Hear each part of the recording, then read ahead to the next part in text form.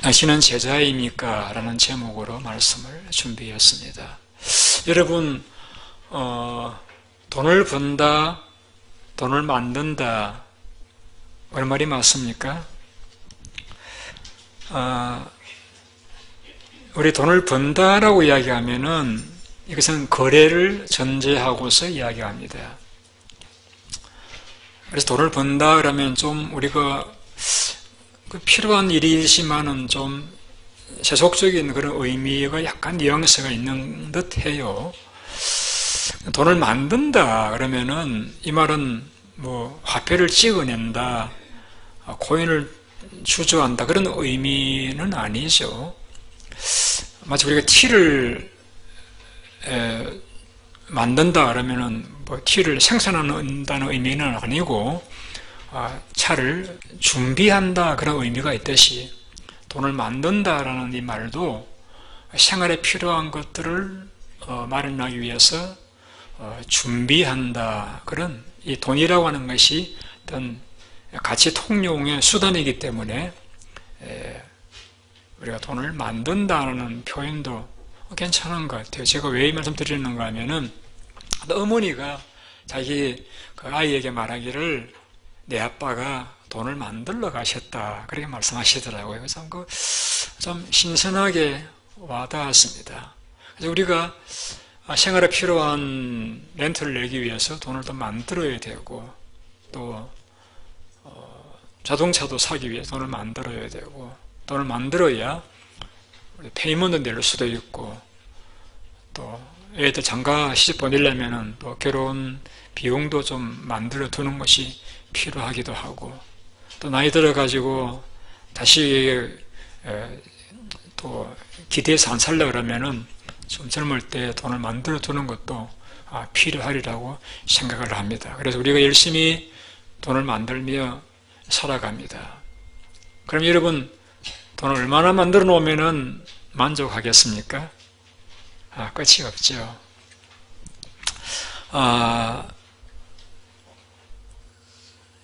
예수님께서는 우리에게 돈 만드는 일을 위해서 인생을 살라고 말씀하지 않았어요. 마태복음 28장에서 보시게 되면은 너희는 가서 모든 족속을 제자로 삼으라고 했습니다. 제자로 삼으라는 말씀은 영어 성경을 보면은 make disciple 이렇게 해서 제자를 만들어라. 제자를 만들어라.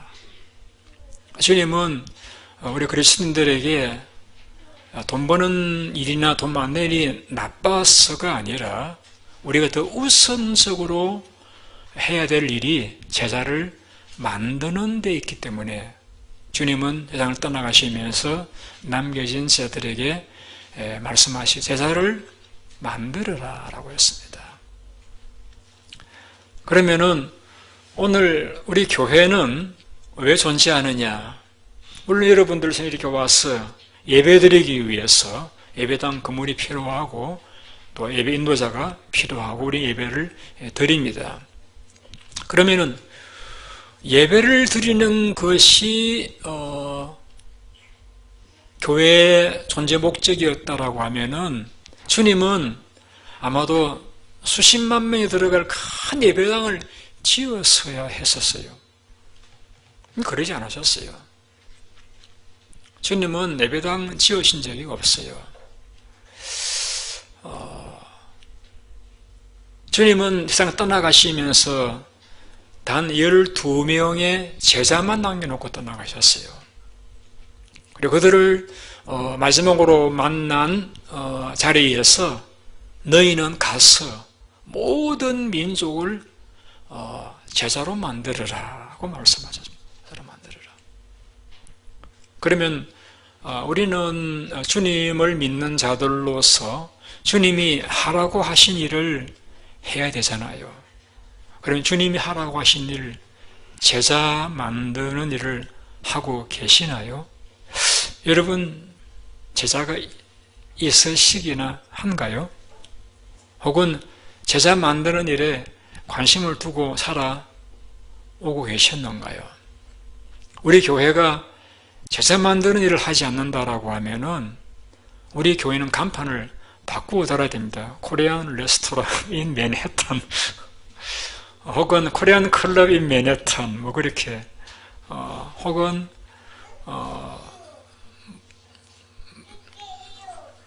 하여튼 여러분 주님은 이 땅에 교회를 세우신 것은 제자 만들라고 세웠습니다. 그러면은 우리도 주님이 그 일을 명령하셨다라고 하면은 우리 그 일을 해야 돼요. 주님 어느 정도 거기 강조점을 두셨는가 하면은 너희는 가서 내가 하늘과 땅의 모든 권세를 가지고 명령한다. 가서 제자를 만들으라고 했습니다. 하늘과 땅의 모든 권세를 가진 주님 우리에게 명령하셨다라고 하면 우리 그 일을 받들어 해야 하잖아요. 우리 그 일을 관심을 갖지 않고 살아왔다라고 하면은 사실은 우리가 주님의 그 큰 명령 혹은 유언을 염두에 두지 않고 살아왔다고 이야기할 수가 있을 것입니다. 오늘 본문을 보시겠습니다. 본문 오늘 12절 말씀 같이 한번 읽어보시죠. 다 같이 읽습니다. 시작. 이때에 예수께서 기도하시러 하늘로 가서 밤이 새도록 하나님께 기도하시고, 여기에 이때에라는 말이 나와요. 이때에. 이때가 어떤 때냐 하면은 오늘 영상은 준비하지 않았는데 11절에 보면은 어떤 내용이 나오는지 읽어드릴 겸 들어보시기 바랍니다. 그들은 노기가 가득하여 예수를 어떻게 할까 하고 의논하니라. 이때에라 말씀은 그들 누구를 가리키는가 하면은 지난주에 여러분 들으셨죠? 바리새인과 서기관들, 이들이 예수님이 안식일날 미리삭도 안 먹는 것 괜찮다, 안식일날 병 고치는 것 괜찮다라고 하니까 그들이 화가 굉장히 났어요. 그럼 뭐 했느냐? 누가복음에서는 예수를 어떻게 할까라고 했는데, 같은 사건을 기록한 마가복음에서는 예수를 어떻게 죽일까 의논해 드렸어요. 이때라 말씀은 예수님의 안식일에 대한 입장을 또 자신을 본 바리새인과 서기관들이 예수님을 죽이려고 궁리하고 있는 그때, 자, 여러분들이 만일에 어떤 사람들이 여러분을 죽이려고 모여서 궁리하고 있다고 합시다. 여러분 뭐 하시겠어요? 혹 밤샐 일이 있다라고 하면 밤새고 뭐 하시겠어요? 물론 기도하시겠죠. 뭐라 기도하시겠어요? 하나님, 그들의 도모가 무산되게 해주십시오. 이런 기도. 하나님, 저를 보호해 주셔야 되겠습니다. 이런 기도 일반적으로 하지 않겠어요? 그러면은 예수님도 바리새인 서기관들이 예수님을 죽이려고 지금 막 궁리를 하고 있는데 기도하러 산으로 올라가셨어요. 밤새도록 하나님께 기도하셨어요. 뭘 기도했을까요? 우리 13절을 보십시다. 같이 읽죠. 시작.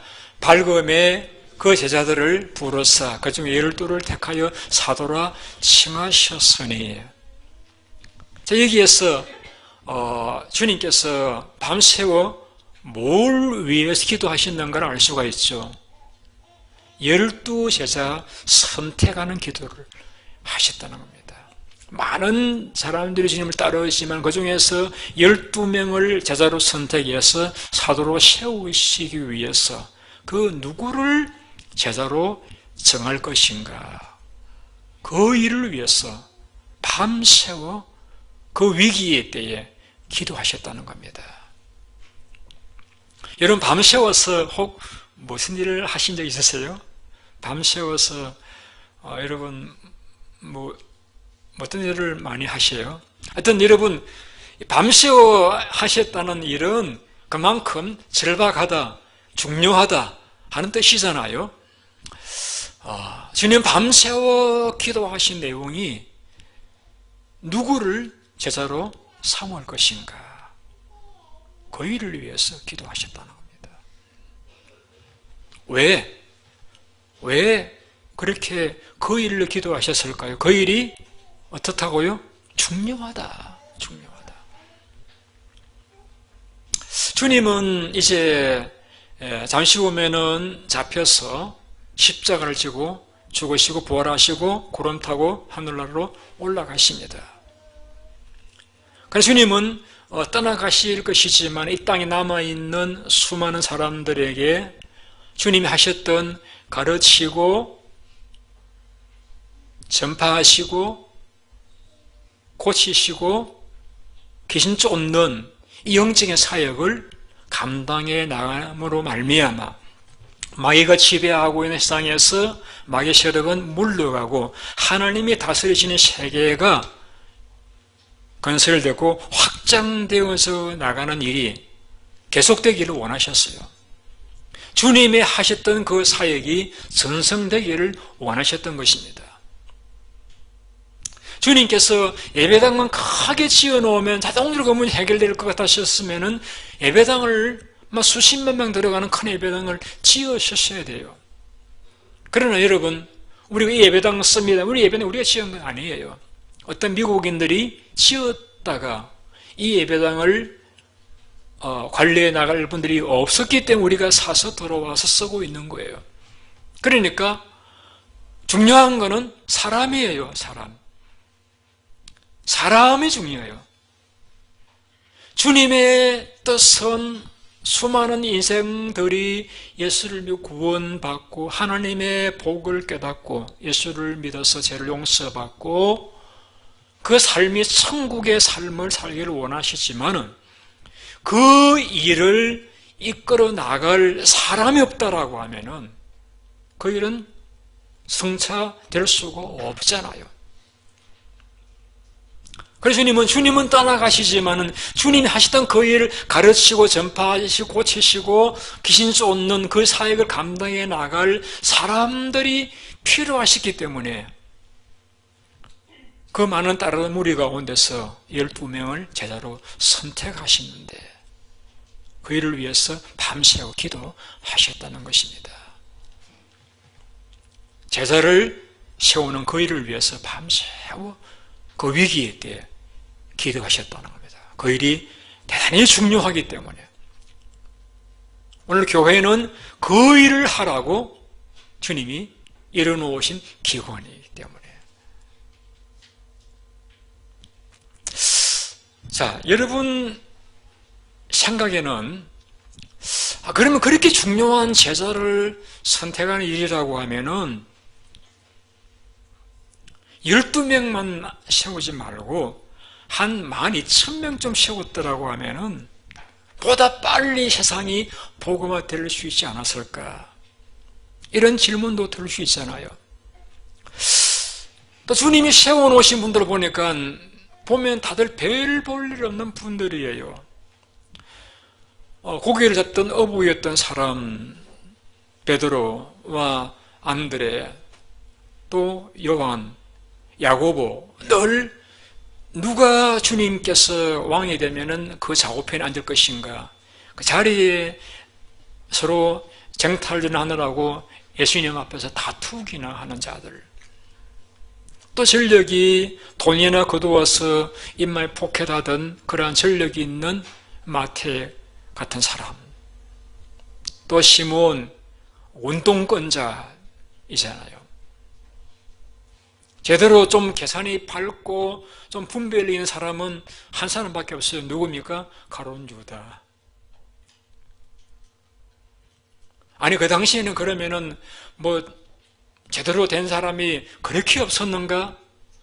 왜 주님께서 그렇게 많고 많은 주님을 따르는 사람들 가운데서 밤을 새워 선택한 사람들이 왜 그런 분들을 이렇게 선택했을까요? 주님의 선택을 잘못하셨나요? 제가 전성대에 내려오는 글을 보니까 이런 글이 있더라고요. 그건 천사 가브리엘이 하나님 앞에 예수님께 항의를 했습니다.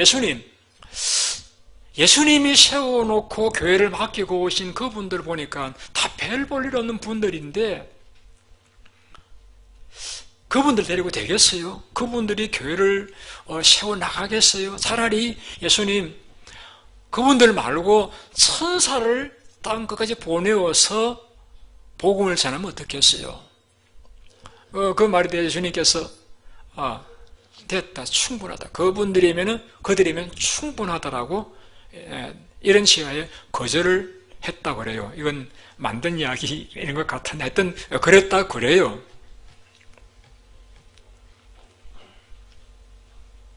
자, 여러분, 주님이 선택함을 받은 그 사람들에 대해서 한 그 회사 컨설팅 분이 분석을 했습니다. 야고보 요한 자기 출세만을 위하는 이기주의자, 도마 너무나 의심이 많고 부정적인 성격의 사람, 베드로 성격이 아주 이렇게 급해가지고 일을 그르칠 수 있는 가능성이 많은 사람, 안드레 너무나 내성적이고 소극적인 사람, 야고보 혁명자적인 기질이 있는 사람, 마태 다른 사람이 피해를 보더라도, 다른 사람이 피해를 보더라도 자기 이익을 챙길 만한 사람. 이것이 그들의 분석입니다. 근데 주님께서는 그러한 밤새워 기도해서 그 벨볼린 12명을 세우고 하늘로 가셨습니다. 자, 그분들이 어떻게 되셨죠? 기록에 의하면 야고보만 죽음에 대해 성경 기록하고 있습니다. 그는 칼로 헤로드 왕에게 죽임을 당했다라고 말씀하고 있습니다. 그리고 베드로는 예수님 예언대로 십자가로 달려서 순교를 당했습니다. 마태는 이디오피아에서 칼에 맞은 상처 때문에 순교를 당했습니다. 요한은 그가 로마에 박해 때 큰 가마솥에 던짐을 당했습니다만 기적으로 살아나서 그는 밤모섬에 유배를 당했고 거기에서도 그는 돌아와서 예수님 어머니를 모시면서 자유롭게 평화롭게 죽은 유일한 제자였습니다. 예수님의 형제인 야고보는 성령 꼭대기에서 던짐을 당해서 추락하고 또 생명이 아직도 붙어있자 발견한 사람들이 가서 곤봉으로 그를 죽을 때까지 쳐서 순교를 당했습니다. 나다나엘이라고 일컬어졌던 바돌로메는 아시아로 가서 오늘 터키에서 예수님을 증거하다가 아르메니아에서 순교를 당했습니다. 살이 벗겨지도록 죽을 때까지 시체에 맞아 순교를 당했다고 합니다. 안드레는 십자가 처형을 당했는데 7명의 군사들이 심하게 채찍질을 한 후에 극도의 고통을 연장하기 위해서 그의 몸을 끈으로 십자가에 묶고 그를 계속해서 채찍질할 적 그는 이렇게 이야기했다라고 합니다. 나는 오랫동안 이 행복한 순간을 기다려왔다 하면서 그는 죽는 순간까지 그들에게 설교하다가 순교를 당했다고. 도마는 인도의 교회를 세우러 가서 거기에서 선교하다가 창에 찔려 순교를 당했고, 간호자 대신 선택받은 마띠아는 돌에 맞아서 순교를 당했고, 바울은 로마에서 역시 네레오에서 고문당하고 순교를 당했습니다. 우리가 보기에도 배를 볼 일 없던 그들은 주의 명령 따라 아시아와 아프리카와 세계를 향하여 나아갔고, 그들은 주의 명령 순종하다가 다 순교했습니다. 그리고 오늘 세계는 3분의 1이 예수를 믿는 놀라운 결과를 가져왔습니다. 예수님의 선택은 옳았습니다. 예수님의 선택은 실패하지 않았습니다. 예수님의 위임은 지혜로운 것이었습니다. 왜 주님께서는 하나님의 나라를 세우는 그 일을, 예수님이 하시는 그 일을 이어나가야 해야 될 분들을 왜 이렇게 배를 볼 일 없는 그분들을 세웠을까요? 이 사실을 바울은 고린도서에 이렇게 말씀하고 있습니다. 왜 약하고 미련한 사람들을 선택하셨느냐? 같이 약하고 미련한 사람들은 겸손합니다. 약하고 미련한 사람들은 자랑할 것이 없으니까 교만하지 않습니다. 그리고 예수님 말씀을 순종합니다. 그리고 하나님을 의지합니다. 여러분, 제가 목사입니다. 그러나 저는 늘 마음속에 되뇌이는 말 가운데 한 가지가 뭐냐면, 목회는 제가 하는 것이 아니다. 하나님이 하신다라는 말입니다. 제가 어느 한 분인들 제가 마음을 바꾸도록 설득시킬 만한 그런 사람은 없습니다. 한 분이 예수를 믿고 회심하고 하나님 자녀가 되는 것은 100% 성령의 사역입니다. 그러면은 어떤 분이 되어야 하나님의 성령께서 역사하시겠습니까?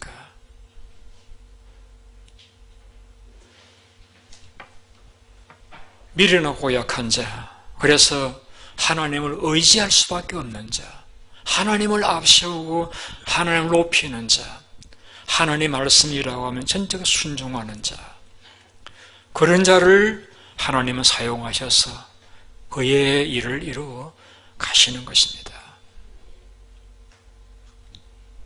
그래서 주님께서는 그러한 자들을 선택하셨고, 그러한 자들을 통해서 이 땅 위에 교회를 세워주셨고, 우리까지 구원받는 반열에 들어서게 되었습니다. 여러분 생각에 내가 제자될 자격이 있나 생각하지 마십시오. 내가 자기 있다고 생각하는 사람들은 오히려 조심하시기 바랍니다. 나는 할 수 없다고 생각하고, 나는 약하고 연약하고 부족하다고 생각하는, 그래서 하나님을 전적 의지하는 자라야 하나님 그러한 자를 통해서 하나님 나라를 세워가시고 이루어 가시는 역사를 볼 수가 있는 것입니다.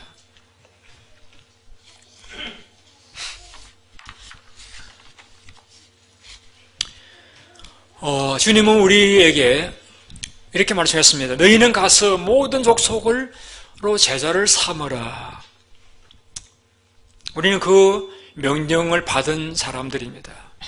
제자를 만들어 가야 돼요. 그런데 어떻게 제자가 만들어집니까? 여러분, 제자는 가르침을 통해서 만들어지는 게 아니에요. 가르침이라고 하면 제가 제일 많이 하잖아요. 제가 일주일에 설교를 따져보면 12번을 하더라고요. 1년이면은 한 140번쯤 하나요? 20년을 했으니까 글쎄 몇만 번쯤 되겠죠. 그럼 가르침을 통해 제자가 되어진다라고 하면은 아마 이 자리에 계신 분들 다 천사가 되셨어야 돼요. 그런데 천사가 계시나요? 여러분, 제자는 가르침을 통해서 만들어지는 것이 아니라 보고 배웁니다. 보면서 만들어집니다. 보면서. 예수님께서 12명을 선택하시면서 그 이유를 설명한 마가복음에 보시게 되면 함께 있도록 하기 위해서라고 했습니다. 함께 있도록 하기 위해서. 예수님과 함께 먹고 자고 생활하도록 하기 위해서 선택했다라고 했습니다. 왜 함께 먹고 있고 자도록 했을까요? 예수님의 삶을 보면서 하나님을 저렇게 섬기는 것이구나. 환난 때는 저렇게 기도하시는 것이구나. 원수가 있을 때는 저렇게 살아가는 것이구나. 보면서 배우도록 하기 위해서. 여러분, 자녀들에게 공부하라고 한다고 공부를 하던가요? 아버지가 예를 들어서 담배를 피우면서 너희는 절대 담배 피우지 마라, 그런다고 애들이 안 피우겠습니까? 애들이 어릴 때 본 것, 이것이 옳지 않은 것도 알아요. 그런데 거기 남아있다가 그것에 의해서 무의식적으로 지배를 받는 것이 사람입니다. 본대로 하는 거예요. 가르친 대로 하지 않고 본대로 하는 거예요. 그래서 주님께서는 12명을 데리고 함께 생활하면서 보여주셨던 거예요. 모든 걸 보여주셨던 거예요. 물론 가르치시기도 하셨죠. 가르치시기도 하시면서 보여주신 거예요. 보여주시는 것이 가르침대로 지키게 하는 방법이기 때문에 보여주셨던 거예요. 여러분, 제가 앞선 질문 드렸죠. 예수님께서 왜 제자들을 그러면 12,000명을 뽑지 않고 12명만 뽑았느냐? 우리가 다른 사람의 삶을 보려고 하면 12명을 넘어가면 불가능합니다. 제가 볼 12명도 많아요. 한 7, 8명 좀 되면은 충분해요. 그 넘어가면은 내 속의 이야기를, 고민을 털어놓을 기회가 잘 안 돌아와요. 그리고 그렇게 말할 분위기도 잘 형성도 안 돼요. 어떤 이야기를 해도 다 받아줄 수 있고 이해해 줄 수 있고 하는 그 분위기는 7, 8명, 몇십 명, 12명입니다. 그래서 넘어가면은 그런 분위기가 모두가 조성이 안 돼요. 오히려 소문만 내어서 말한 사람은 곤란하게 만드는 결과를 가져올 수가 있어요. 여러분, 여러분의 고민과 아픔과 갈등들을 주저하지 않고 다 털어내 놓을 수 있는, 그래서 거기에서 참 예수는 저렇게 믿는 것이구나, 저분에게 이런 고민과 아픔이 있었구나, 근데 그분이 그 고민과 아픔을 성경적인 방법으로 헤쳐나가는 것을 볼 수 있는 현장이 어디입니까, 여러분? 목장입니다. 목장으로 돌아가셔야 돼요. 목장만이 유일하게 예수님의 제자로서 훈련받을 수 있는 곳입니다. 거기는 아버지도 계시고 어머니도 계시고 아이들도 있어요. 믿음이 좋은 분도 계시고 어린 분도 있고 핍박을 당하는 분도 있고 핍박을 이긴 분도 계시고 고민하는 중에 계신 분들 고민을 극복한 분도 계세요. 그런 모임을 통해서 거기에서 그리스도인들은 이렇게 해야 되는 것이구나 보면서 배우는 거예요.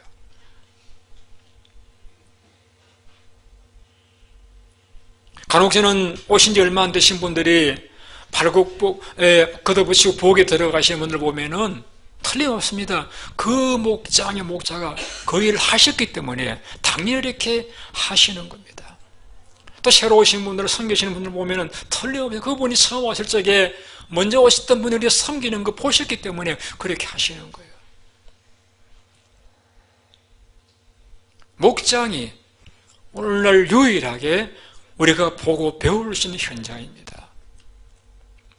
제가 개척했던 이야기를 제가 드린 적이 있죠. 애기 어머니들이 애기들 때문에 예배를 못 드리더라고요. 설교를 못 들으셔요.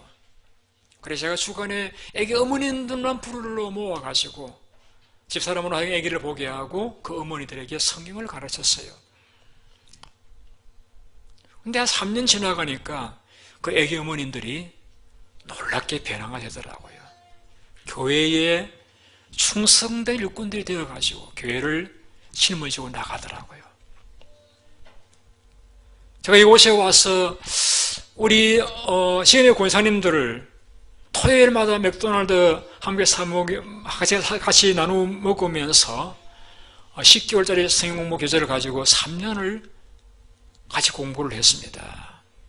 그런데 오늘날까지 정말 제 마음을 상하게 하지 않고 교회에 앞장서서 잘 섬기고 계시는 분들을 제가 보게 되었습니다. 소그룹의 놀라운 파워를 저는 전 시모교회에서 또 이곳에서 보았습니다.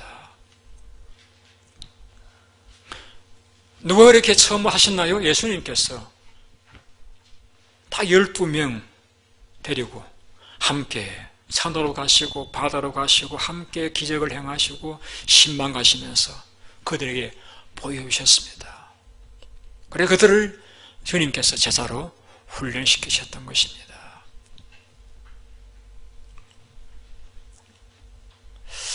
물론 여러분 교회에 나오셔가지고 말씀을 통해서 깨달음도 얻고 위로도 받으시는 것이 필요하죠.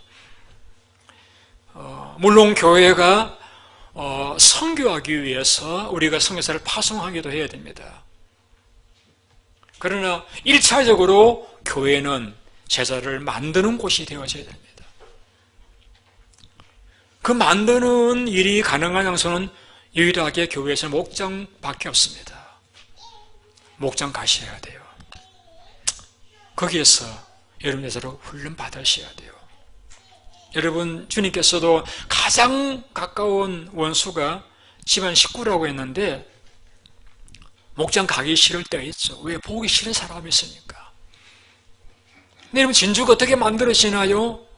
실은 모래 알갱이가 입속에 들어온 걸 그걸 삼키고 이렇게 진액을 내서 다듬고하다 보니까 그게 진주가 만들어지잖아요.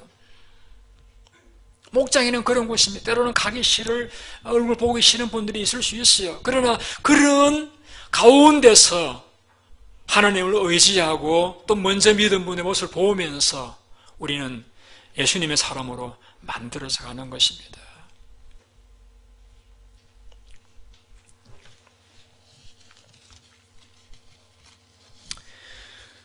우리 교회 교인들 가운데는 한 절반에 가까운 분들이 군인으로 일하고 계십니다.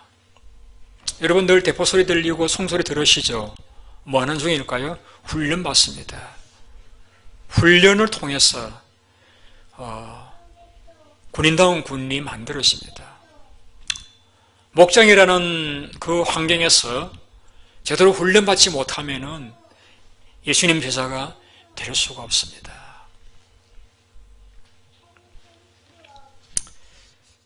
소그룹을 통해서 끈끈한 관계가 형성이 되어지고 내적인 치유가 일어나게 되어지고 구체적인 도움을 주고받을 수 있게 되어지고 거기에서 전도가 이루어지고 일꾼이 양성되어지는 것입니다. 목장 가시면 여러분 제일 하기 싫은 요청을 받죠. 삶을 나누라는 것이죠. 내 꽁꽁 숨겨두었던 내 비밀들을 이야기하라는 겁니다. 내 고민들을 이야기하라는 거예요. 이야기하면 소문 나갈 텐데 그 이야기하라는 거예요. 그래서 그걸 이야기를 잘 안 하려고 그래요. 그러니까 다른 분들 하는 이야기 들으니까 부담되니까 잘 안 나가게 되는 거예요. 그런데 가서 그걸 이야기를 해야 돼요. 하면은 내 속에서 치유가 시작되어집니다. 그러면서 적어도 그리스도를 믿는 분들이라고 하면은 뭐 일순간 실수의 소문을 퍼뜨릴지 모르겠지만은 그렇지 않아요. 가슴으로 아파하고 그래서 위에서 기도해 줍니다. 그러면서 거기에서 예수의 사람으로 변화가 되어지는 거예요. 여러분 가르치는 것은 저한테 와서 배우세요. 제가 그걸 전공하고 있잖아요. 저는 많은 경험을 가지고 있고 많은 노하우를 가지고 있어요. 저에게 와서 배우세요. 그러니까 지키는 것은 목장에서 배우세요. 목장에서 어떻게 예수의 삶을 살아가는지 보면서 배우세요. 우리 그리스도인들이 참 이 목장을 부담스러워하는 이유가 뭐냐면은 교회는 거룩하다, 세상은 악하다. 그래서 교회에 와서는 다 거룩한 말과 거룩한 액션을 취해요. 그러나 교회 떠나고 난 데는 자유다라고 마음껏 내 마음대로 살고 싶어요. 그런데 그 모습을 누가 보느냐? 자녀들이 보고 배워요. 더 이상 우리가 이 이중적인 생활을 할 수 없습니다. 그래서 저는 목자 모임에서 제 비밀들을, 제 부끄러운 모습들을 많이 이야기를 합니다. 목사는 왜 그런까지 이야기하세요? 그렇게 말씀하시는 이야기도 제가 듣습니다. 그래도 이야기를 합니다. 왜? 저도 약한 부분을 보여주면서 그것으로 끝이 아니고 그 약함을 가지고 제가 뭘 하는지를 저는 보여주고 싶었거든요. 그 약한 부분을 인해서 기도하고 그 기도 안에 어떤 결과가 오는지를 보여드리고 싶었거든요. 그래서 제 자신을 부끄러움을 모르고 자꾸 이야기를 해요. 보고 배우는 것이 되어지기 때문에 주님께서도 그들과 함께 생활을 하셨던 것입니다.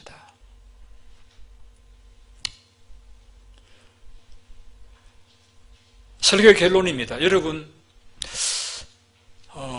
보고 배우는 이 사실을 생각한다라고 하면은, 그러면 불구하고 내가 제자를 만들어야 된다라고 생각하면은, 제자를 만들어야 되고, 다른 사람이 나를 보고 제자가 되어진다고 생각할 적에, 그러면 내가 할 일이 하나밖에 없습니다. 내가 훌륭한 제자가 되어야 됩니다. 왜 나를 보고 배우니까? 그런데 예수님께서는 제자의 자격을 이렇게 말씀했습니다. 너희가 내 말에 거하면 참 내 제자가 되고 라고 했습니다. 어떤 라비에게 제자가 이렇게 물었습니다. 스승님, 제가 라비가 될 자격이 있습니다. 너 왜 그래 생각하니? 제가요, 이제는 맨바닥에도 살 수도 있고요, 풀을 먹고도 제가 소화시킬 수 있고요, 제가 매를 맞아도 견딜 정도가 되었습니다. 그래? 너 저기 낙이 보이시? 낙이 맨바닥에 사고 맨날 풀만 먹고 주인에게 채찍을 맞거든. 너는 그동안 나귀가 될 자격을 갖춘 게 불과한 거야.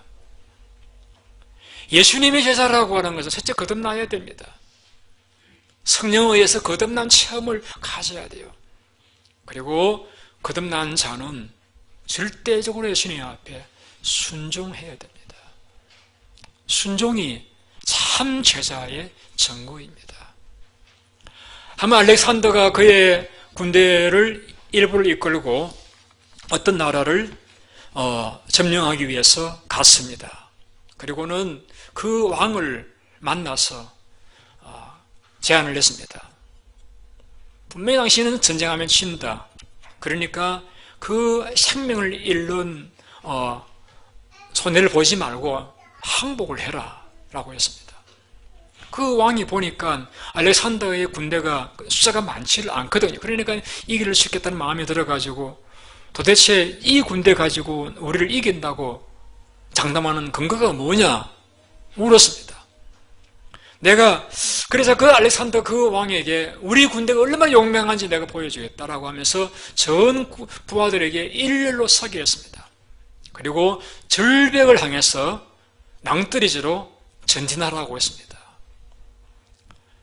그 명령받은 알렉산더의 부하들은 그 낭떠러지를 향해서 용감하게 나아가서 떨어져 죽는 것을 보면서 그 순간에 이 적군의 왕은 왕의 명령에 낭떠러지에도 나아가서 죽는 정도의 순종의 사람들이라고 하면 우리는 이길 수 없다 해서 항복했다는 그런 일화가 있습니다.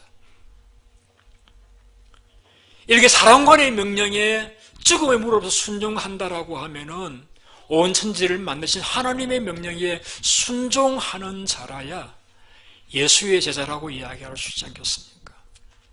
예수의 제자라고 하면은 우리가 예수님의 말씀에 순종하는 것이 첫 번째 자격이 되어야 하지 않겠습니까? 너희가 내 말에 거하면 참 내 제자가 되고라고 말씀했습니다. 주님 우리에게 제자를 만들라고 말씀하셨습니다. 우리 교회는 제자 만들기 위한 기관입니다. 이 일을 하지 않으면 간판을 바꾸고 달아야 된다고 말씀을 드렸죠. 여러분 제자가 되셔야 됩니다. 여러분은 평신도로서 군종으로서 인생을 끝내기를 원하십니까? 그것은 주님께서 여러분을 부르신 목적이 아닙니다. 여러분을 주님께서 부르신 것은 제자로 삼으시기 위해서. 그래서 여러분을 통해서 예수님의 그 사역이 가르치고 전파하고 고치고 귀신 쫓는 능력의 사역이 이 땅 위에 계속되어졌어. 이 땅 하늘나라가 이루어지고 그날 확장되어 난 그 일을 위해서 이 교회를 세우셨고 저 여러분 부르셨습니다. 여러분이 여쭤보십니다. 오늘 설교 제목이네요. 당신은 제자입니까? 옆 사람이 물어보시겠습니까? 친절하게. 함부로 당신이 하지 말고요. 호칭을 보셔가지고 한번 질문해 보시기 바랍니다.